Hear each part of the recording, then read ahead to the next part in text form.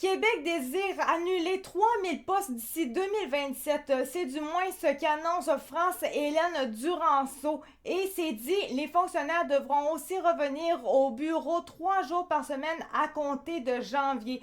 C'est un article écrit par Fanny Lévesque et on trouve ça sur La Presse, publié hier à 12h55. Après avoir supprimé 2000 postes à temps complet lors de la dernière année, Mme Duranceau veut encore une fois en abolir 2000 dans la fonction publique pour 2026-2027. À cela s'ajoutent 1000 postes hors fonction publique, comme à la Société québécoise des infrastructures, Revenu Québec ou l'Autorité des marchés publics. Le gouvernement... En tout, on parle de couper 5000 postes sur 2 ans. Ces coupures-là devraient nous faire économiser jusqu'à 375 millions de dollars. C'est quand même pas rien. Pour l'heure, il y a environ 80 000 ETC, donc équivalent à temps complet, dans la fonction publique pour 70 000 fonctionnaires. La présidente du Conseil du Trésor assure que la plupart de ces réductions vont s'effectuer de façon naturelle en raison des départs à la retraite et des démissions. Pour atteindre ces objectifs, le gouvernement Legault maintient son gel de recrutement et d'embauche. Les réseaux de la santé et de l'éducation ne font pas partie de ces coupures-là, tout comme les entreprises du gouvernement. Donc, on parle des États qui génèrent des revenus comme Hydro-Québec et l'Auto-Québec.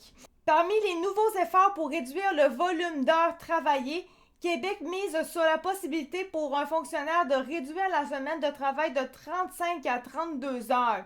Cela se fera sur une base volontaire, évidemment, précise Mme Duranceau.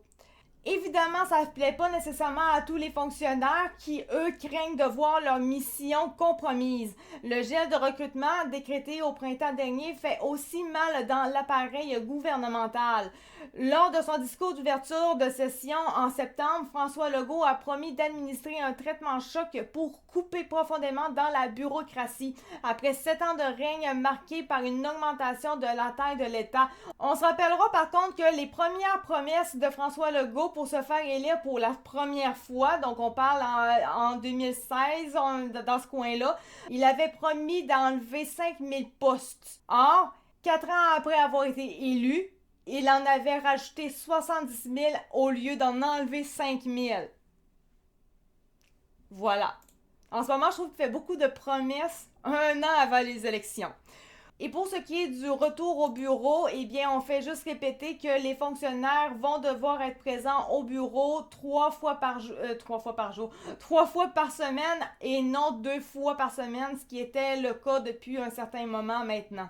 Elle dit que c'est pour favoriser une meilleure collaboration entre les employés et renforcer le sentiment d'appartenance. Et comme elle souligne, c'est dans la mouvance de ce qu'on voit aussi au fédéral en Alberta qui est à 5 jours et en Ontario aussi à 5 jours. Les banques qui sont à 4 jours, eux, de leur côté. Donc voilà pour ce qui est de cet article-là. J'espère que vous avez aimé ça. C'était Axe 4 de True Fact et on va se retrouver pour une prochaine vidéo. Merci beaucoup. Ciao, bye!